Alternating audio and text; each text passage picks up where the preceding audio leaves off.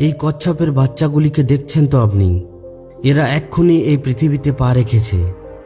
এরা একটি কঠিন পরীক্ষায় উত্তীর্ণ হতে চলেছে। এরা সমুদ্রের মধ্যে গিয়ে সেখানের বড় বড় ঢেউয়ের মধ্যে ভাসতে চায়, সাঁতার দিতে চায়। কিন্তু এখন এদের কয়েকটি বাচ্চাই নির্বাচিত হবে, যারা সবথেকে বেশি উৎসাহীপূর্ণ ও সবথেকে বেশি ক্ষমতাবান হবে। এরাই সমুদ্রের ঢেউয়ের আনন্দ উপভোগ করতে পারবে। বাকি বাচ্চারা শিকারীদের হাতে শিকারে পরিণত হবে। এটাই নিয়তির নিয়ম। ক্ষমতাবানেরাই নিয়তির কাছে জায়গা পায়, দুর্বলদের এখানে কোনো জায়গা নেই। এই কথাটার মধ্যে কোনো আশঙ্কা নেই যে আগেকার সময়ের লোকেরা খুবই শক্তিশালী ছিলেন। আর এই কথাটাও সত্য যে তারা বেঁচে থাকার জন্য খাবার খেতেন, আর আমরা শুধুমাত্র জিভের স্বাদের জন্য খাবার খাই। চাণক্য একটি খুবই প্রসিদ্ধ শ্লোক বলেছিলেন যে রুটির থেকেও 10 গুণ বেশি এনার্জি আটার মধ্যে থাকে, আটার থেকেও 10 গুণ বেশি ক্ষমতা দুধের মধ্যে থাকে, আর দুধের থেকেও 10 গুণ বেশি ক্ষমতা আমিষ খাবারের মধ্যে থাকে, আর আমিষ খাবারের থেকেও 10 গুণ বেশি ক্ষমতা থাকে ঘিয়ের মধ্যে। আজকের সময়ে যদি কোনো মানুষকে ঘি খেতে দেওয়া হয় তাহলে সে 1 চামচের বেশি খেতে পারবে না। কিন্তু যদি পুরনো সময়ের কথা বলা হয় তাহলে তাদের সবথেকে প্রিয় খাবার ছিল এই ঘি। আপনি মহারানা প্রতাপের ব্যাপারে তো শুনেই থাকবেন। তিনি যতটা ওজন নিয়ে রণভূমিতে লড়াই করতেন ততটা ওজন আজ 4টি মানুষ মিলেও ওঠাতে পারবে না। ওই সমস্ত মানুষেরা এই দুনিয়ায় সত্যি সত্যি বেঁচেছিলেন, আর আমরা মনে হয় জোর করে বেঁচে আছি। আজ যে বৌদ্ধ কাহিনীটি আপনাদের শোনাতে চলেছি, এতে বলা কথাগুলিকে আপনাকে আপনার জীবনে প্রয়োগ করতে হবে, তবেই এই কাহিনীটি শোনানোর উদ্দেশ্য সম্পূর্ণ হবে। এই কাহিনীতে আমরা এমন কিছু কথা, এমন কিছু রহস্য জানতে পারব যেগুলো আপনাদের জন্য খুবই গুরুত্বপূর্ণ। অনেক আগেকার কথা, এক রাজ্যের রাজা খুবই পরাক্রমী ছিলেন। ওই রাজা এতটাই ক্ষমতাবান ছিলেন যে আশেপাশের 50টিরও বেশি রাজ্য তার উপর আক্রমণ করার আগে 100 বার ভাবত। তারা সবাই জানতেন যে সেখানে রাজা এবং সেখানের সেনা খুবই ক্ষমতাবান। রাজা নিজের প্রজার সুখ সুবিধার উপর সব সময় ধ্যান রাখতেন। প্রজার জন্য যেটা সুবিধা হতো তিনি সেটাই করার আদেশ দিতেন। কিন্তু রাজা যখন নিজের ঘরের দিকে তাকাতেন তখন তার খুবই চিন্তা হতো। ওই রাজার 2টি পুত্র ছিল। বড় ছেলে খুবই ক্ষমতাবান ছিল, সে সমস্ত কিছুতে পারদর্শী হয়ে উঠেছিল। তলোয়ার বল্লভ চালানো থেকে আগুন নিয়ে খেলা পর্যন্ত সে সমস্ত প্রকারের অস্ত্র শস্ত্র চালনায় সম্পূর্ণ নিপুণ হয়ে উঠেছিল। তাকে যা কিছুই শেখানো হতো সেই সব কিছুই সে খুব তাড়াতাড়ি শিখে ফেলত। রাজ্যের সমস্ত প্রজারা এটাই বলাবলি করত যে সেই রাজার উত্তরাধিকার হবে। আর ওই রাজার ছোট ছেলে খুবই দুর্বল ছিল। সে এই সব কিছুই শিখতে পারে না, না তো সে তলোয়ার চালানো শিখতে পারে, না তো যুদ্ধের রণনীতি শিখতে পারে। সে সব সময় অলসভাবে পড়ে থাকত। রাজা এটা দেখে খুবই চিন্তিত হয়ে পড়ত। রাজা এটা চাইতো যে তার 2 পুত্রই যেন সমান ভাগে রাজ্যের আগামী উত্তরাধিকারী হয়, কারণ দুজনেই তো তারই রক্ত ছিল। রাজা জানতেন তার এই পুত্রের দুর্বলতার জন্য সে নিজে দায়ী নয়, কিন্তু তাকে কিছু কথা ধ্যান রাখতে হবে, তবেই সে বড় ছেলের মতো পরাক্রমী হতে পারবে। এই ব্যাপারটি মাথায় রেখে রাজা একবার তার ছোট পুত্রকে এক আশ্রমে নিয়ে যান। তিনি তাকে ওই আশ্রমে নিয়ে যান, ওই গুরুর কাছে নিয়ে যান যে গুরুর কাছে রাজা নিজে শিক্ষা গ্রহণ করেছিলেন। এরপর রাজা সেখানে গিয়ে বলেন, হে গুরুদেব, আমি চাই যে আমার পুত্র আপনার কাছে শিক্ষা গ্রহণ করুক। সে কখনোই কোনো কিছু শিখতে চায় না। আমার 2য় পুত্র খুবই পরাক্রমী, সে আজ থেকেই রাজ্যের সমস্ত দায়িত্ব গ্রহণ করতে পারবে। আর এই পুত্র সব সময় আমার চিন্তার কারণ হয়ে থাকে। আমি এখন কি করব যাতে করে একেও আমার 2য় পুত্রের মতো পরাক্রমী করে তুলতে পারি? আমি চাই 2 পুত্রই যেন সব কিছুর সমান অধিকার পায়। আমি কারোর সঙ্গেই ভেদাভেদ করতে চাই না। এই সমস্ত কথা শুনে গুরুদেব বলেন, আমি জানি রাজা, তোমার এই পুত্রের কি সমস্যা। তুমি কিছুদিনের জন্য একে এখানেই ছেড়ে চলে যাও। আমি তোমাকে কথা দিচ্ছি যে যখন তুমি আবার এখানে আসবে তখন তুমি এই পুত্রকে দেখতে পাবে না, এর বদলে অন্য কাউকে দেখবে, যাকে দেখে তুমি বিশ্বাসই করতে পারবে না। কারণ ওই গুরুদেব অনেক বড় আত্মজ্ঞানী ছিলেন। তিনি ওই পুত্রকে দেখেই বুঝে গিয়েছিলেন যে ওই বাচ্চার কি সমস্যা আর ওই বাচ্চাকে কিভাবে পরাক্রমী করে তোলা যায়। কারণ অবশেষে তো এই পুত্র একজন রাজার বংশধর, তাকে শুধুমাত্র এটাই অনুভব করাতে হতো। এরপর রাজা সেখানে তার পুত্রকে ছেড়ে চলে যান। এরপর রাজার ওই পুত্র ওই আশ্রমেই থাকতে শুরু করে।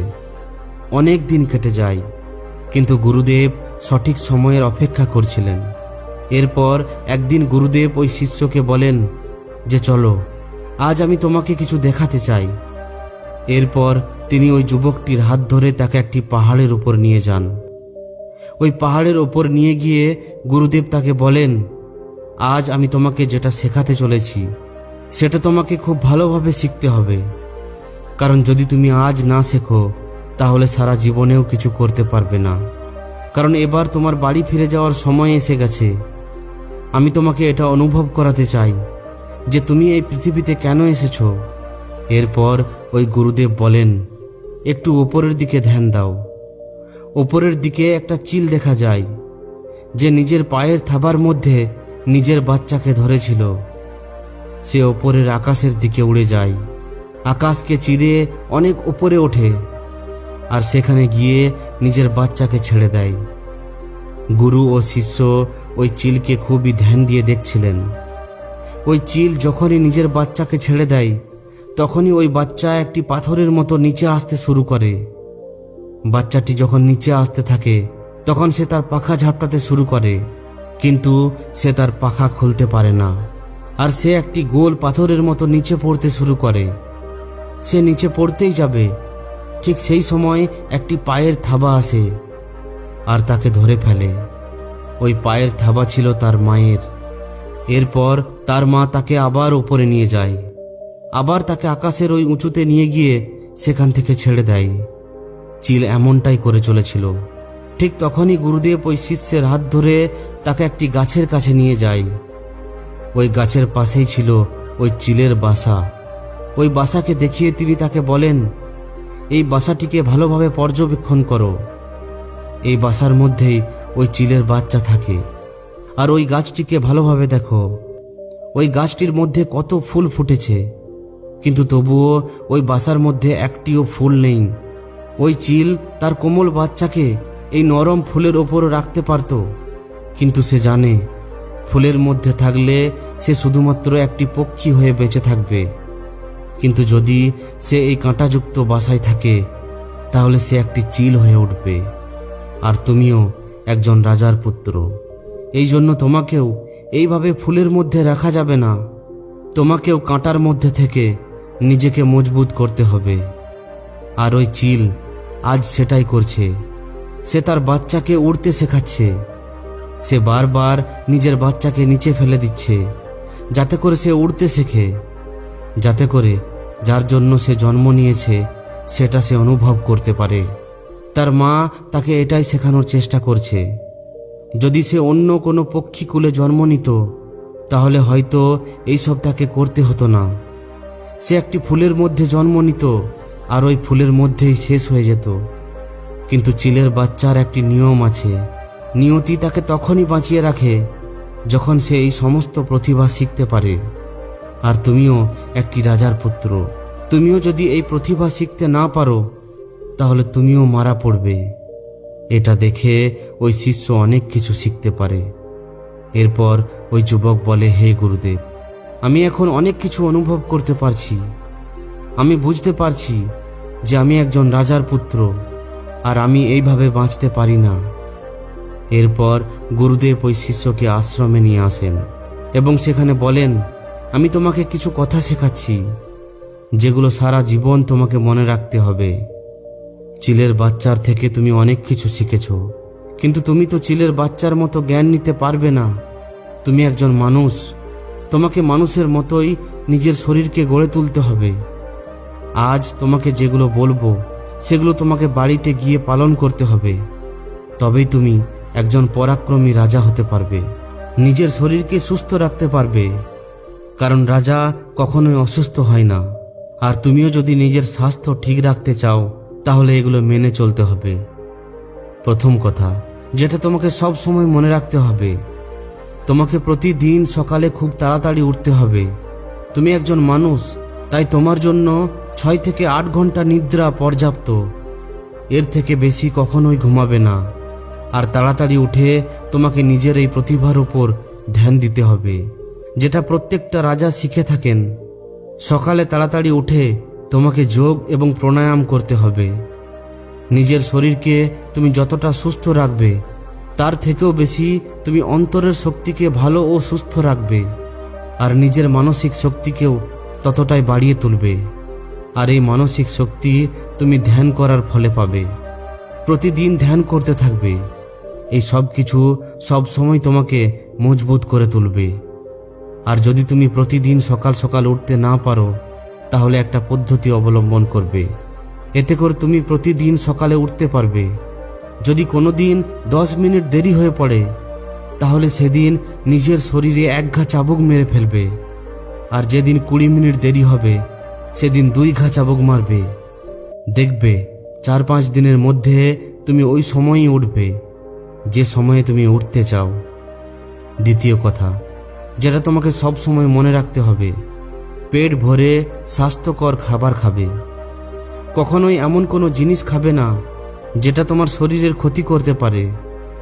সব সময় স্বাস্থ্যকর খাবার খাবে, যেমন শাকসবজি, ফলমূল, দুধ, দই, ঘি। এগুলোই হলো আসল ভোজন। জিভের স্বাদের জন্য তুমি কখনোই এমন খাবার খাবে না যেটা তোমার শরীরের ক্ষতি করে। তৃতীয় কথা, যদি তোমার মনের মধ্যে এমন কোনো কথা থাকে যেটা তোমাকে সবসময় চিন্তার মধ্যে ফেলে, তাহলে সেটা নিজের বাড়ির লোকেদের সঙ্গে, পরিবারের লোকেদের সঙ্গে আলোচনা করো। কখনোই ওই কথাটি মনের মধ্যে লুকিয়ে রাখবে না। ওই কথাটি তোমাকে সবসময় দুর্বল করে ফেলবে। ওই কথাটি তোমাকে চিন্তার মধ্যে ফেলে দেবে, আর চিন্তা শরীরকে চিতা বানিয়ে ফেলে। এই জন্য নিজের মনের মধ্যে কখনোই কোনো কথা লুকিয়ে রাখবে না। সেটা নিয়ে পরিবারের মধ্যে আলোচনা করো। দেখবে অনেক হালকা অনুভব করবে। চতুর্থ কথা, সবসময় ইতিবাচক ভাববে। কখনোই নেতিবাচক বিচার নিজের মাথার মধ্যে আনবে না। সবার জীবনে উত্থান এবং পতন লেগে থাকে। সবার জীবনে ভালো ও মন্দ লেগেই থাকে। সুখ দুঃখ আসতেই থাকে।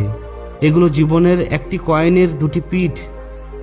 এই জন্য জীবনে যত খারাপ সময় আসুক না কেন, সব সময় ইতিবাচক মনোভাব রাখবে। পঞ্চম কথা, সব সময় হাসতে থাকবে। যদি তোমার মনের মধ্যে কোনো ব্যাপারে কোনো চিন্তা হয়, তাহলে ওই ব্যাপারের চিন্তা তোমার চেহারায় যেন না দেখা যায়। কারণ তুমি একজন রাজা, আর রাজাকে সব সময় হাসতে থাকা উচিত। তবেই প্রজারাও হাসি খুশিতে ভরে থাকে। এই জন্য যখনই তুমি লোকেদের সামনে কিংবা ঘরের মধ্যে থাকো, তখন সব সময় হাসি মুখে থাকবে। কারণ যতই তুমি হাসি মুখে থাকবে, ততই তোমার শরীরের মধ্যে ইতিবাচক মনোভাব ফুটে উঠবে, আর এতে তোমার শরীর আরও মজবুত হয়ে উঠবে।